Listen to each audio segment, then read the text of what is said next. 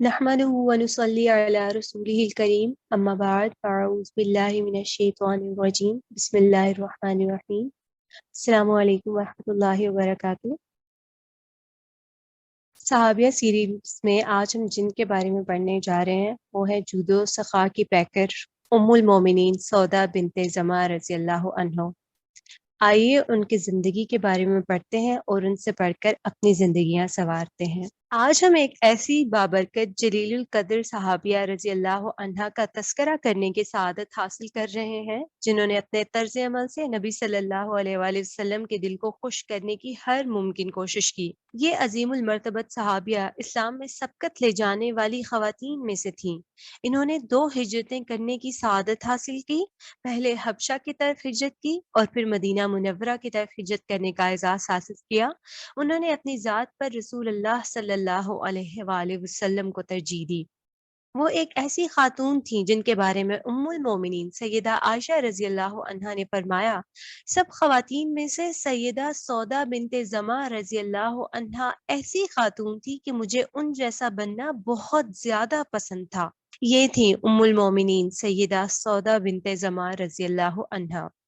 आइए दिल की गहराइयों से इस जलीलुल कद्र खातून की इतर बजीर सीरत का तस्करा करें जिसकी समात से दिलों में एक खुशगवार असर पैदा हो। शिर्को कुफर की तारीकियों से तौहीदो ईमान के नूर की तरफ।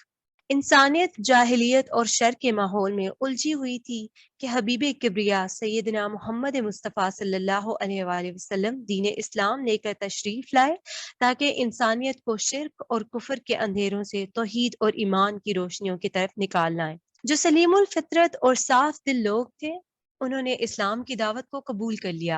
जाहिलियत का लिबास अरकम बिन अबी अरकम की दहलीज पर उतार दिया और इस्लाम का लिबास पहन लिया। सैयदना अबू बकर सिद्दीक रजी अल्लाह अन्हो इस्लाम कबूल करते ही दीनी अमानत की हिफाजत का एहसास करते हुए लोगों को इसकी दावत देने के लिए निकल पड़े। जिन 10 सहाबा किराम रजी अल्लाह अन्हुम को बाद में नबी करीम सल्लल्लाहु अलैहि वसल्लम ने इनकी जिंदगी में जन्नती होने की बशारत दी, इनमें से 6 खुशनसीब सहाबा कराम रजी अल्लाह अन्हुम वो हैं जिन्होंने सैयदना अबू बकर सिद्दीक की दावत से मुतासिर होकर इस्लाम कबूल किया। इन नेक दिल पाकीज़ा फितरत सहाबा कराम रजी अल्लाह अन्हुम के अलावा सैयदना अबू बकर सिद्दीक रजी अल्लाह अन्हु की दावत से मुतासिर होकर बहुत से लोग दायरा इस्लाम में दाखिल हुए। क़यामत के दिन जब सैयदना अबू बकर सिद्दीक रजी अल्लाह अन्हु मैदान महशर में तशरीफ लाएंगे और ये नेकियां इनके आमाल के तराजू में होंगी तो इनकी क्या शान होगी, इन्हें क्या एजाज हासिल होगा। इस्लाम कबूल करने में सबकत ले जाने वाले। जिन कुदसी नफूस ने पहले मरहले में इस्लाम कबूल करने में सबकत की इनमें जलीलुल कद्र सहाबी सुहेल बिन अमर के भाई असुकरान बिन अमर थे। असुकरान रज़ियल्लाहु अन्हु ने इस्लाम कबूल किया और ईमान इनके शफाफ दिल में जागजी हुआ। इनके साथ इनकी बीवी सौदा बिनते जमा रज़ियल्लाहु अन्हा जो इनके चचा की बेटी थी, उन्होंने भी इस्लाम कबूल करने की आदत हासिल की। फिर दोनों मियाँ बीवी तौहीद और ईमान के मैदान में अपनी उम्र के खुशगवार लम्हात गुजारने लगे। सब्र और सवाब की नियत। चंद घड़ियों में सैयदना असुकरान बिन अमर रज़ियल्लाहु अन्हु के इस्लाम कबूल करने की खबर इन लोगों तक पहुंच गई जिनके कानों में शैतानों ने फूंक मार दी थी और इनकी अक्ल व दानिश पर तसल्लुत जमा लिया था। वो अपने आप को सरदार समझते थे, हालांकि वो अपने पेट और शर्मगाहों के गुलाम थे। जब इन्हें सैयदना असुकरान बिन अमर रज़ियल्लाहु अन्हु के इस्लाम कबूल करने का पता चला तो उन्होंने आपको दर्दनाक सजाएं देनी शुरू कर दी और किसी कराबतदारी और मुआहदे का पास नहीं रखा। मशहूर मारूफ सीरत निगार मोहम्मद बिन इसहाक कहते हैं कि जो भी इस्लाम कबूल करता है और रसूल अल्लाह सल्लल्लाहु अलैहि वसल्लम का इत्तबा करने लगता है तो ये नाहजार इस पर चढ़ दौड़ते, हर कबीले के लोग इस शख्स पर हमला आवर हो जाते कि जो इनके कबीले में से इस्लाम कबूल कर लेता। इस हब्से बेजा में रखते, इसे भूखा प्यासा रखते और तरह तरह की दर्दनाक सजाएं देते। जब गर्मी अपने जोरों पर होती तो मक्का की गर्म तरीन सरजमीन पर कमजोर मुसलमानों को टखनों से पकड़कर घसीटते और इन्हें दीन छोड़ने पर मजबूर करते। बाज बेचारे तो इज़ाए रसानी की शिद्दत को बर्दाश्त न कर सकते और बाज को सूली पर लटका दिया जाता। इस तरह अल्लाह ताला इन कमबख्तों से बचाकर अपने पास ले जाता اور انہیں ابدی سکون حاصل ہو جاتا اور وہ اللہ کی راہ میں شہادت کا درجہ حاصل کر کے جنت الفردوس کے باشندے بن جاتے۔ جب رسول اللہ صلی اللہ علیہ وآلہ وسلم نے اپنے جانثار صحابہ کرام رضی اللہ عنہم کو مصائب میں گرفتار دیکھا تو رسول اللہ صلی اللہ علیہ وآلہ وسلم نے اپنے مظلوم صحابہ کرام رضی اللہ عنہم سے فرمایا، اگر تم سرزمین حبشہ چلے جاؤ تو بہتر ہوگا، کیونکہ وہاں کے بادشاہ کے ہاں کسی پر ظلم نہیں کیا جاتا۔ رسول اللہ صلی اللہ علیہ وسلم کے صحابہ کرام رضی اللہ عنہم فتنے میں مبتلا ہونے کے اندیشے کی بنا پر اور اپنے دین کی حفاظت کے لیے پہلے سفر ہجرت پر سرزمین حبشہ روانہ ہو گئے۔ ام المومنین سیدہ سلمہ رضی اللہ عنہا سے مروی ہے، جب ہم سرزمین حبشہ میں فروکش ہوئے، ہمیں نجاشی کی صورت میں بہترین پڑوسی میسر آیا اور ہم دینی لحاظ سے محفوظ و مامون ہو گئے۔ پرسکون انداز میں ہم اللہ تعالیٰ کی عبادت کرنے لگے، ہمیں کسی قسم کی کوئی تکلیف نہیں تھی اور نہ ہی کوئی ایسی بات ہم سنتے جو ہمیں ناپسند ہوتی۔ سیدہ سودا رضی اللہ عنہ اپنے خاوند سیدنا سکران بن عمر رضی اللہ عنہ کے ساتھ سفر ہجرت پر روانہ ہوئی۔ دونوں میاں بیوی نجاشی کے دیس میں راضی خوشی زندگی بسر کرنے لگے۔ یہ عادل بادشاہ ایسا خوش نصیب تھا کہ اس نے ایمان اور توحید کے زیر سایہ بہت عمدہ زندگی بسر کی۔ مکہ والوں کے اسلام قبول کرنے کی افواہ سن کر بہت سے لوگ مسلمان مکہ مکرمہ لوٹ آئے۔ جب سیدنا السکران بن عمر رضی اللہ عنہ اور ان کی بیوی سودا بنت زمع دونوں حبشہ سے مکہ معظمہ واپس آئے تو انہوں نے دیکھا کہ قریش تو بدستور نبی کریم صلی اللہ علیہ وسلم کی دعوت کو اعلانیہ ٹھکرا رہے ہیں اور آپ کے راستے میں روڑے اٹکا رہے ہیں۔ آپ کے مجاہد صحابہ کرام رضی اللہ عنہم کو طرح طرح کی سزائیں دے رہے ہیں اور نبی کریم صلی اللہ علیہ وسلم اپنے ساتھیوں کو دلاسا دیتے ہوئے فرما رہے ہیں، صبر کرو، اللہ کی مدد قریب ہے، بلا شبہ کامیابی، عزت اور غلبہ مسلمانوں کو حاصل ہوگا اور اللہ کے دشمن رسوائی کی اتھاہ گہرائی میں جا گریں گے۔ دردناک جدائی۔ دن گزرتے گئے، دونوں میاں بیوی زندگی کا ہر لمحہ کتاب اللہ اور سنت رسول صلی اللہ علیہ وسلم کی روشنی میں برضا و رغبت گزارتے رہے، یہاں تک کہ وہ گھڑی بھی آ گئی جس میں سیدنا السکران بن عمر بستر مرگ پر دراز ہوئے اور ان کی روح قفس انصری سے اپنے رب کی طرف پرواز کر گئی۔ انہوں نے مکہ معظمہ میں وفات پائی۔ سیدہ سودا رضی اللہ عنہ کو بہت صدمہ ہوا۔ سیدہ سودا رضی اللہ عنہا اس دنیا میں اکیلی رہ گئیں، لیکن انہوں نے کمال درجے کا صبر کیا اور اللہ کی تقدیر پر راضی ہو گئی۔ وہ اچھی طرح اس حقیقت کو جانتی تھی کہ اللہ تعالیٰ اپنے بندوں پر اس ماں سے زیادہ شفیق ہے جو ماں اپنے دودھ پیتے بچے پر شفیق ہوتی ہے، اور اسے اس حقیقت کا بھی علم تھا کہ بندہ جب کسی مصیبت پر صبر کرتا ہے اور ثواب کی نیت کر لیتا ہے تو اللہ تعالیٰ اس کا بہتر بدلہ عطا کرتے ہیں، لیکن اس کے دل میں کبھی یہ احساس تک پیدا نہیں ہوا تھا کہ وہ ام المومنین اور سرور عالم صلی اللہ علیہ وسلم کی رفیقہ حیات بننے کا اعزاز حاصل کر لیں گی۔ سعادت کی گھڑی۔ نبی کریم صلی اللہ علیہ وسلم ان دنوں سیدہ خدیجہ رضی اللہ عنہا کی وفات کی وجہ سے بہت زیادہ غمگین تھے، کیونکہ یہ عظیم المرتبت خاتون حبیب کبریا سیدنا محمد مصطفیٰ صلی اللہ علیہ وسلم کو سب لوگوں سے بڑھ کر عزیز تھی۔ بیست کے 10ویں سال سیدہ خدیجہ رضی اللہ عنہا نے وفات پائی۔ آپ کے ہمدرد چچا ابو طالب وفات پا گئے۔ اسی مناسبت سے اس سال کا نام عام الحزن یعنی غم کا سال رکھ دیا گیا۔ لیکن سودا رضی اللہ عنہا کو سعادت کی گھڑی نصیب ہوئی۔ اللہ سبحانہ و تعالیٰ کی یہ مشیت ٹھہری کہ حبیب کبریا سیدنا محمد مصطفیٰ صلی اللہ علیہ وسلم ان سے شادی کر لیں۔ لیکن یہ کیسے ہوا؟ آئیے اب ہم اس دل آویز واقعے کو بیان کرتے ہیں۔ حبیب کبریا سیدنا محمد مصطفیٰ صلی اللہ علیہ وسلم کے صحابہ کرام جانتے تھے کہ نبی کریم صلی اللہ علیہ وسلم کے نزدیک سیدہ خدیجہ رضی اللہ عنہا کی کیا قدر و قیمت ہے۔ جب وہ فوت ہو گئی تو صحابہ کرام چاہتے تھے کہ اللہ تعالیٰ آپ کو نعم البدل عطا کر دے تاکہ آپ کے غم و اندوہ میں کچھ تخفیف ہو سکے، لیکن کسی صحابی کو یہ جرت نہ تھی کہ وہ نبی کریم صلی اللہ علیہ وسلم کے ساتھ شادی کے موضوع پر بات کر سکے۔ جب اللہ تعالیٰ نے چاہا تو ایک جلیل القدر صحابیہ سیدہ خولہ بنت حکیم رضی اللہ عنہا نے رسول اللہ صلی اللہ علیہ وسلم کے سے شادی کے موضوع پر بات کرنے کی جسارت کی تاکہ آپ کا غمگین دل خوشیوں کا گہوارہ بن جائے۔ ام المومنین سیدہ عائشہ رضی اللہ عنہا فرماتی ہے کہ جب سیدہ خدیجہ رضی اللہ عنہا وفات پا گئی تو عثمان بن مظعون رضی اللہ عنہ کی بیوی خولہ بنت حکیم نے کہا، یا رسول اللہ، کیا آپ شادی نہیں کریں گے؟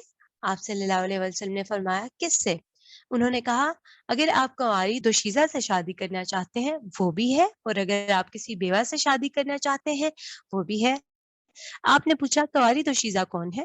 انہوں نے کہا آپ کو جو شخص ساری مخلوق میں سب سے زیادہ محبوب ہے، اس کی بیٹی عائشہ بنت ابو بکر رضی اللہ عنہما ہے۔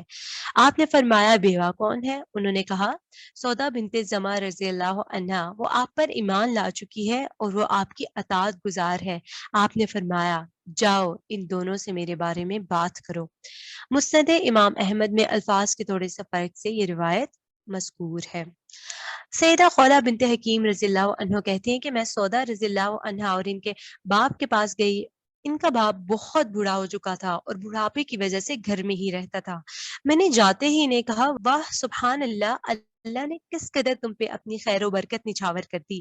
سودا نے گھبراہٹ سے پوچھا خولہ وہ کیا؟ میں نے کہا کہ مجھے محمد مصطفیٰ صلی اللہ علیہ وسلم نے تیری طرف بھیجا ہے تاکہ میں آپ کو ان کی طرف سے شادی کا پیغام دوں۔ سیدہ خولہ فرماتی ہیں کہ میں سودا کے والد کے پاس حاضر ہوئی اور وہ سلام کہا جو زمانہ جاہلیت میں رائج تھا، یعنی میں نے کہا انعم صباحن، صبح بخیر۔ اس نے کہا آپ کون ہیں؟ میں نے کہا عثمان بن مزون جمحی کی بیوی خولہ بنت حکیم بن امیہ السلمی۔ پھر انہوں نے وہی باتیں کی جو میرا اللہ اس سے کہلوانا چاہتا تھا۔ اسے یہ معلوم تھا کہ میں معبودان باطلہ کو چھوڑ کر دائرہ اسلام میں داخل ہو چکی ہوں اور حبشہ کی طرف ہجرت کی تھی، پھر مکہ معظمہ واپس آ گئی۔ اس نے مجھ سے پوچھا آج ہمارے ہاں کیسے آنا ہوا؟ میں نے کہا سیدنا محمد بن عبداللہ بن عبد المطلب آپ کی بیٹی سودا رضی اللہ عنہا سے نکاح کا ارادہ رکھتے ہیں۔ وہ یہ بات سنتے ہی کہنے لگا رشتہ تو بہت مناسب ہے، سیدنا محمد صلی اللہ علیہ وسلم بہت اچھے ہیں، لیکن آپ کی سہیلی سودا کی کیا رائے ہے؟ میں نے کہا اس سے یہ رشتہ پسند ہے۔ سودا رضی اللہ عنہا کے باپ نے کہا تو پھر اس کو میرے پاس بلائیں۔ میں اسے بلا لائی۔ باپ نے کہا یہ خولہ بنت حکیم کہتی ہے کہ محمد صلی اللہ علیہ وآلہ وسلم نے رشتے کا پیغام بھیجا ہے۔ میری معلومات کے مطابق یہ رشتہ نہایت مناسب ہے۔ کیا تجھے یہ پسند ہے کہ میں تیری شادی اس سے کر دوں؟ سیدہ سودا رضی اللہ عنہا نے قدرے شرماتے ہوئے اور خوشی سے مسکراتے ہوئے کہا ابا جان اگر آپ چاہتے ہیں تو میں راضی ہوں۔ خوشی ان کے چہرے سے پھوٹ رہی تھی۔ سیدہ سودا کے باپ زمان نے خولہ سے کہا سیدنا محمد کریم صلی اللہ علیہ وسلم سے کہہ دیں کہ وہ تشریف لے آئیں۔ سیدہ خولہ رضی اللہ عنہا بیان کرتی ہیں کہ رسول اللہ صلی اللہ علیہ وآلہ وسلم تشریف لائے، نکاح ہوا اور آپ نے 400 درہم حق مہر ادا کیا۔ ام المومنین سیدہ سودا کا ایک بھائی عبداللہ بن زما تھا۔ وہ قریش کے دین پر کاربند تھا۔ شادی کے موقع پر وہ مکہ معظمہ سے باہر تھا۔ جب وہ گھر آیا اور اسے پتا چلا کہ اس کی بہن سودا بنت زما محمد صلی اللہ علیہ وسلم کے ساتھ رشتہ ازدواج میں منسلک ہو گئی ہے تو اس کے ہاتھوں کے طوطے اڑ گئے۔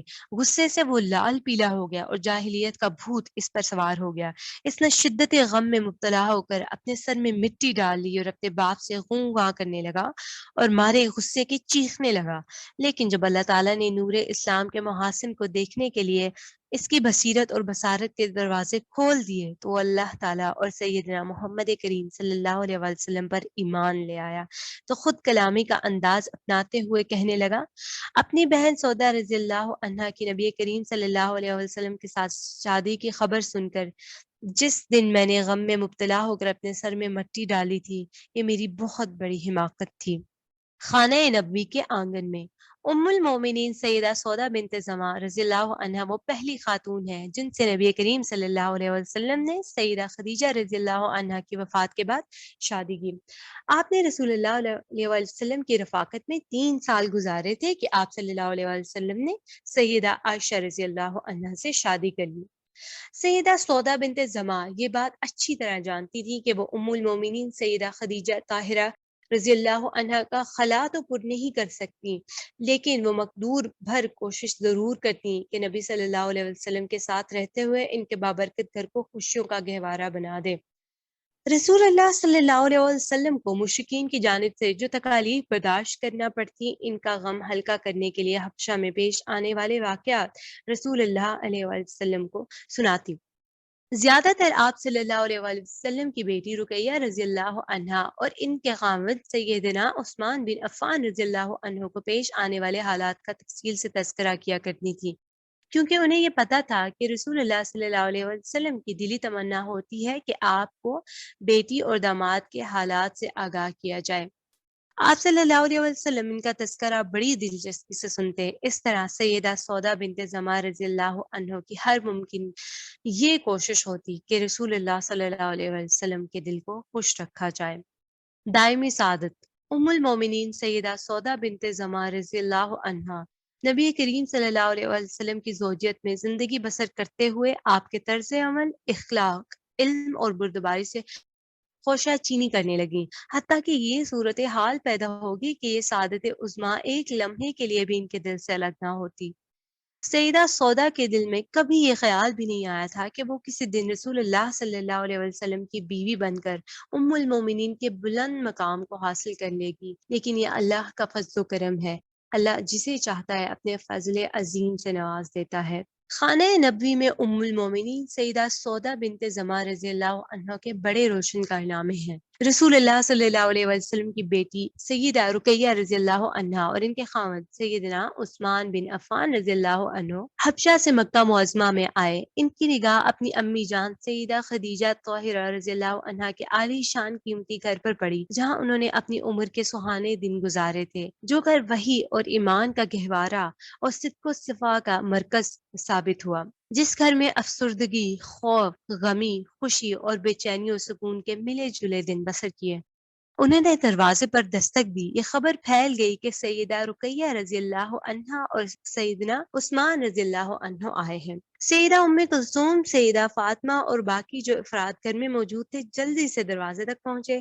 بہنوں نے معانقہ کیا، آنسوں کی جھڑی لگ گئی، یادیں بیدار ہوئی، سب نے شفیق ماں کی جدائی کو شدت سے محسوس کیا۔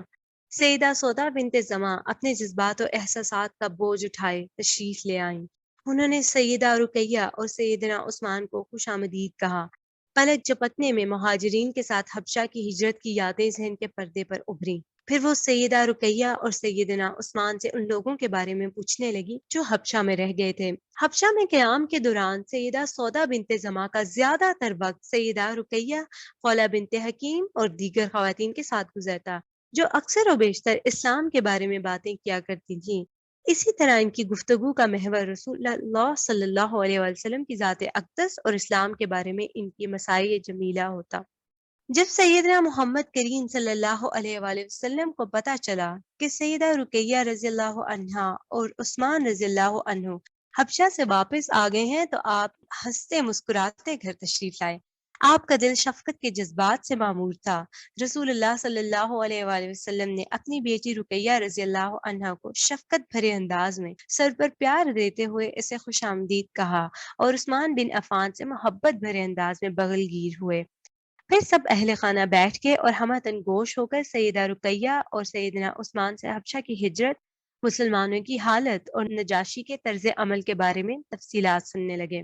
سرزمین حبشہ کی باتیں شروع ہوئیں تو کبھی کبھی سیدہ سودا بنت زمع بھی گفتگو میں شریک ہو جاتی۔ مدینہ منورہ کی طرف ہجرت۔ جب مشرکین کی جانب سے حبیب کبریا سیدنا محمد مصطفیٰ صلی اللہ علیہ وآلہ وسلم کے صحابہ کرام کی ایذار رسانی شدت اختیار کر گئی تو رسول اللہ صلی اللہ علیہ وسلم نے انہیں مدینہ منورہ کی طرف ہجرت کرنے کی اجازت دے دی۔ اس کے بعد نبی کریم صلی اللہ علیہ وسلم نے مدینہ منورہ کی طرف ہجرت کی تاکہ اسلام کے لیے ایک ایسی سلطنت قائم کریں جو سارے جہان کے لیے مینارۂ نور ہو۔ جب نبی کریم صلی اللہ علیہ وآلہ وسلم نے مدینہ منورہ میں رہائش اختیار کر لی تو آپ صلی اللہ علیہ وسلم نے زید بن حارثہ اور اپنے غلام رافع کو 2 اونٹ اور 100 درہم دے کر مکہ بھیجا تاکہ وہ سیدہ فاطمہ، سیدہ ام کلثوم، ام المومنین سیدہ سودا بنت زمع اور اسامہ بن زید رضی اللہ عنہما کو مدینہ لے آئیں۔ سیدہ سودا رضی اللہ عنہا خانہ نبوی میں رہائش پذیر ہوئیں थोड़े ही अरसे में नबी करीम सल्लल्लाहु अलैहि वसल्लम सैयदा आयशा के साथ रिश्ता अज़दवाज में मुंसलिक हो गए। वो सैयदा सौदा से बहुत ज्यादा प्यार किया करती थी। इस हवाले से इनके साथ बहुत से रोशन, दरख्शां और दिलचस्प वाक़यात रोनुमा हुए। नबी करीम सल्लल्लाहु अलैहि वसल्लम ने यके बाद दीगरे तमाम उम्महातुल मोमिनीन रज़ियल्लाहु अन्हुन्ना को अपने हवाले अक़द में ले लिया ताकि इस कीमती हार की लड़ी को मुकम्मल कर लिया जाए। उम्मुल मोमिनीन सैयदा सौदा हस्ब इस्तिताअत हबीब किबरिया मोहम्मद मुस्तफ़ा सल्लल्लाहु अलैहि वसल्लम को खुश रखने की कोशिश किया करती थी। ख्वाह इन्हें इसके लिए कितनी ही कुर्बानी क्यों ना देनी पड़े, वो इसे अपने लिए सादत समझती थी। वो ये बात अच्छी तरह जानती थी कि सैयदा आयशा रज़ियल्लाहु अन्हा नबी करीम सल्लल्लाहु अलैहि वसल्लम को अपनी तमाम बीवियों से ज्यादा अजीज है। सैयदा सौदा ने चाहा कि रसूलुल्लाह सल्लल्लाहु अलैहि वसल्लम के दिल में खुशी और सआदत की लहर दौड़ाई जाए, तो उन्होंने रसूलुल्लाह सल्लल्लाहु अलैहि वसल्लम की खुशनुदी के लिए अपना दिन भी सईदा आयशा को हिबा कर दिया। उम्मुल मोमिनीन सईदा आयशा से मरवी है, फरमाती हैं रसूलुल्लाह सल्लल्लाहु अलैहि वसल्लम जब सफर का इरादा करते तो अपनी बीवियों के दरमियान कुरानदाजी करते। जिस बीवी के नाम कुरान निकलता इसे आप सफर में अपने साथ ले जाते। आप सल्लल्लाहु अलैहि वसल्लम अपनी हर बीवी के नाम कुरे में शामिल करते, सिवाय सौदा बिनते जमा रज़ियल्लाहु अन्हुमा के, क्योंकि उन्होंने अपनी बारी मेरे नाम हिबा कर दी थी। सैयदना उर्वा बिन जुबैर रज़ियल्लाहु अन्हुमा बयान करते हैं कि सैयदा आयशा रज़ियल्लाहु अन्हा ने फरमाया, ऐ मेरी बहन के बेटे, रसूलुल्लाह सल्लल्लाहु अलैहि वसल्लम तकसीम में हम में से किसी को किसी पर फजीलत नहीं देते। रसूलुल्लाह सल्लल्लाहु अलैहि वसल्लम तकरीबन हर रोज हाल अहवाल दरियाफ्त करने के लिए थोड़ी देर के लिए अपनी हर बीवी के यहाँ तशरीफ ले जाते, लेकिन रात को क़याम इसी के पास करते जिसकी बारी होती। सैयदा सौदा जब उम्र रसीदा हो गई तो उन्होंने अस खुद अर्ज की, या रसूलल्लाह मैं अपनी बारी आयशा रज़ियल्लाहु अन्हा को हिबा करती हूँ। सैयदा आयशा रज़ियल्लाहु अन्हा सैयदा सौदा रज़ियल्लाहु अन्हा की तारीफ करती हैं। किसी औरत का सोकन को अपनी जात पर तरजीह देना इतना बड़ा एहसार है कि औरतों की दुनिया में इसका वजूद बड़ा ही नादिर मालूम होता है। सैयदा सौदा रज़ियल्लाहु अन्हा ने जब इस नौयत के इसारों कुर्बानी का अंदाज अपनाया तो सईदा आयशा इस कदर मुतासिर हुई कि बेसाख्ता आपकी तारीफ की। वो बयान करती हैं, मुझे सबसे ज्यादा ये बात पसंद आई और मैंने चाहा कि मैं भी सौदा बिनते जमा जैसी बन जाऊं। फरमाती हैं कि जब वो उम्र रसीदा हो गई तो उन्होंने अपनी बारी मुझे दे दी और ये कहा, या रसूलल्लाह मैं अपनी बारी आयशा को हिबा करती हूँ। इस तरह रसूलुल्लाह सल्लल्लाहु अलैहि वसल्लम 2 दिन सईदा आयशा रज़ियल्लाहु अन्हा के यहाँ बसर करते, एक दिन इसका और एक दिन सैयदा सौदा बिनते जमा का। इरशाद बारी ताला है, और इसकी निशानियों में से ये है कि इसने तुम्हारे लिए तुम्हारी ही जिन्स से बीवियां बनाई ताकि तुम इनके पास सुकून हासिल करो और तुम्हारे दरमियान मोहब्बत और रहमत पैदा कर दी। यकीनन इसमें बहुत सी निशानियां हैं इन लोगों के लिए जो गौर व फिक्र करते हैं। हबीबे किबरिया सैयदना मोहम्मद मुस्तफ़ा सल्लल्लाहु अलैहि वसल्लम का घर मोहब्बत और शफ़क़त का गहवारा बना हुआ था। खाना नबी के तमाम अफराद एक दूसरे से इंतहा दर्जे की उल्फत से पेश आते थे। बसा औकात नबी करीम सल्लल्लाहु अलैहि वसल्लम अपनी बीवियों से हंसी मजाक की बातें भी कर लिया करते थे, लेकिन वो बातें हकीकत और सदाकत पर मबनी हुआ करती थीं। सैयदा सौदा बिनते जमा रज़ियल्लाहु अन्हा अक्सर व बेशतर इस कोशिश में रहती कि रसूल अल्लाह सल्लल्लाहु अलैहि वसल्लम को खुश रखा जाए। एक दिन सैयदा सौदा रज़ियल्लाहु अन्हा ने कहा, या रसूलल्लाह गुज़श्ता रात मैंने आपके पीछे खड़े होकर नमाज पढ़ी। जब मैं रुकू में गई तो मैंने अपनी नाक को मजबूती से पकड़ लिया कि कहीं इससे खून के कतरे ना टपकने लग जाएं। रसूलुल्लाह सल्लल्लाहु अलैहि वसल्लम ये सुनकर मुस्कुराने लगे। सैयदा सौदा बिनते ज़मा रज़ियल्लाहु अन्हा की ये कोशिश होती कि मैं कोई ऐसी बात करूं जिससे रसूलुल्लाह सल्लल्लाहु अलैहि वसल्लम का दिल खुश हो जाए। उम्मुल मोमिनीन सईदा सौदा बिनते ज़मा रज़ियल्लाहु अन्हा हमेशा नेकी के काम को और रसूलुल्लाह सल्लल्लाहु अलैहि वसल्लम की अताअत गुज़ारी को बहुत जल्द सर अंजाम देने की कोशिश करती।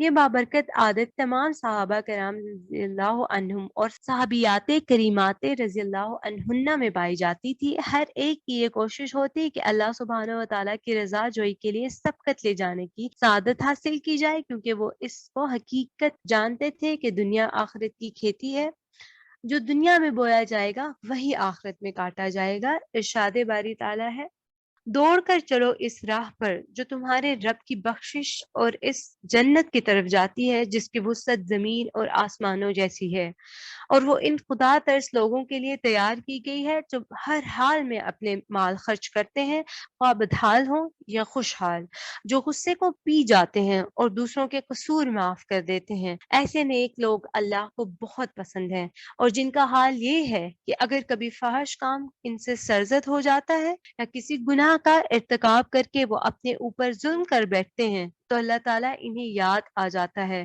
وہ اپنی غلطیوں کی معافی چاہتے ہیں کیونکہ اس کے سوا اور کون ہے جو گناہ معاف کر سکتا ہو، اور وہ دانستہ کبھی اپنے کیے پر اصرار نہیں کرتے۔ ایسے لوگوں کی جزا ان کے رب کے پاس یہ ہے کہ وہ ان کو معاف کر دے گا اور ایسے باغوں میں انہیں داخل کرے گا جن کے نیچے سے نہریں بہتی ہوں گی، اور وہاں وہ ہمیشہ رہیں گے۔ کیسا اچھا بدلہ ہے نیک اعمال کرنے والوں کے لیے۔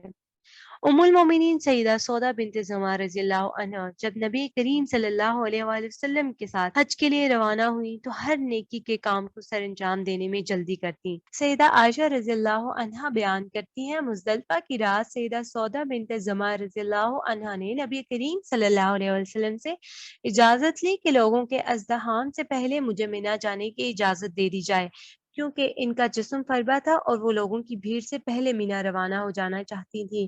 آپ نے انہیں جانے کی اجازت دے دی تو وہ لوگوں کی بھیڑ سے پہلے وہاں چلی گئیں اور ہم وہیں ٹھہرے رہے، کیونکہ ہمیں رسول اللہ صلی اللہ علیہ وسلم کے ساتھ قیام کرنا پسند تھا اور اسی میں ہماری خوشی تھی۔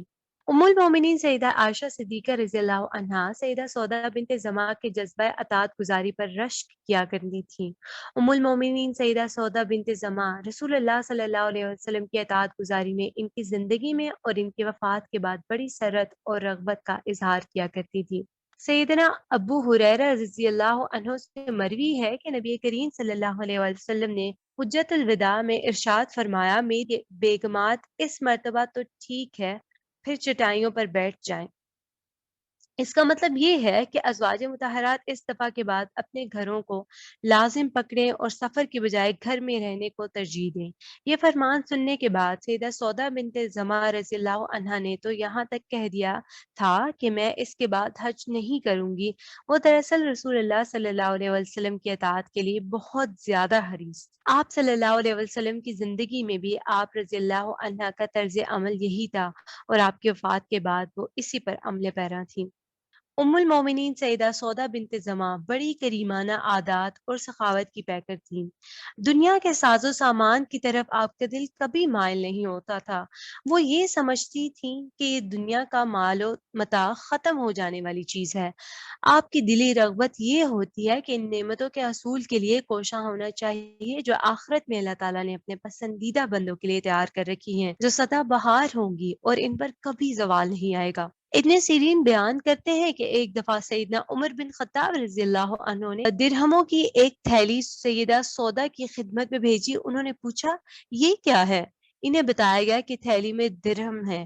اپنی کنیز سے فرمانے لگی، مجھے تو تھیلی میں کھجوروں جیسی کوئی چیز معلوم ہوتی ہے، ذرا میرے پاس پلیٹیں تو لاؤ۔ پلیٹیں پیش کر دی گئیں، انہوں نے پلیٹوں میں درہم ڈال کر مستحقین میں تقسیم کر دیے۔ ام المومنین سیدہ عائشہ رضی اللہ عنہا بیان کرتی ہیں کہ سیدہ سودا بنت زمع رضی اللہ عنہا رات کے وقت باہر نکلی۔ سیدنا عمر فاروق رضی اللہ عنہ نے انہیں دیکھ کر پہچان لیا اور فرمانے لگے، اما جان، آپ کی جسمانی ساخت ہی ایسی ہے کہ ہر کوئی دیکھتے ہی پہچان جاتا ہے۔ انہوں نے واپس آ کر نبی کریم صلی اللہ علیہ وسلم کو بتایا کہ مجھے عمر رضی اللہ عنہ نے یہ کہا ہے، غالباً ان کی رائے یہ ہے کہ میں گھر سے باہر نہ نکلا کروں۔ آپ صلی اللہ علیہ وسلم پر اسی وقت وحی نازل ہوئی، اللہ نے تمہیں اجازت دی ہے کہ تم اپنی ضروریات کے لیے گھروں سے باہر جا سکتی ہو۔ ام المومنین سیدہ سودا رضی اللہ عنہا دل کی گہرائی سے کتاب اللہ اور سنت رسول صلی اللہ علیہ وآلہ وسلم کی روشنی میں زندگی بسر کرتی رہیں۔ کتاب و سنت کی محبت آپ کے رگ و ریشے میں رچی بسی ہوئی تھی۔ آپ کے دل پر سعادت اور سکینت کی پھوار پڑتی رہتی تھی، لیکن دنیا میں کسی کا ہمیشہ رہنا ناممکن ہے۔ ایک نہ ایک دن انسان کو اس دنیا فانی سے کوچ کرنا ہی ہوتا ہے۔ آخرکار وہ دن بھی آ گیا جس دن غم و اندوہ ان کے دل میں داخل ہو کر ٹھہر گیا۔ رسول اللہ صلی اللہ علیہ وسلم وفات پا گئے۔ آپ بڑے شفیق تھے۔ آپ کی شفقت، محبت الفت، مودت، علم اور اخلاق نے سیدہ سودا رضی اللہ عنہ کو آپ کا گرویدہ بنا دیا تھا۔ آپ صلی اللہ علیہ وسلم کے اس دنیا فانی سے کوچ کرنے سے سب چیزیں جاتی رہیں۔ آپ صلی اللہ علیہ وسلم کی وفات سے سیدہ سودا رضی اللہ عنہ بہت زیادہ غمگین ہو گئیں۔ قریب تھا کہ شدت غم سے جگر پھٹ جاتا، لیکن آپ نے ثواب حاصل کرنے کی نیت سے کمال درجے کا صبر کیا تاکہ قیامت کے دن صبر کرنے والوں کی فہرست میں شامل ہو سکیں۔ سیدہ سودا کو اس بات پر فخر تھا کہ جب رسول اللہ صلی اللہ علیہ وسلم نے وفات پائی تو وہ ان پر راضی تھے۔ انہیں یہ بھی یقین تھا کہ جس طرح دنیا میں آپ کی بیوی بننے کا شرف حاصل ہوا، اس طرح جنت میں بھی آپ کی بیوی ہونے کی سعادت حاصل ہوگی۔ جنت وہ عالیشان مقام ہے جسے آج تک کسی آنکھ نے نہیں دیکھا اور نہ جس کے بارے میں کسی کان نے سنا۔ سیدہ سودا رضی اللہ عنہا رسول اللہ صلی اللہ علیہ وسلم کے عہد مبارک کی طرح آپ کے بعد بھی عبادت گزار اور نماز روزے کی پابند رہیں۔ یہ سیدنا عمر بن خطاب رضی اللہ عنہ کے دور خلافت تک زندہ رہیں۔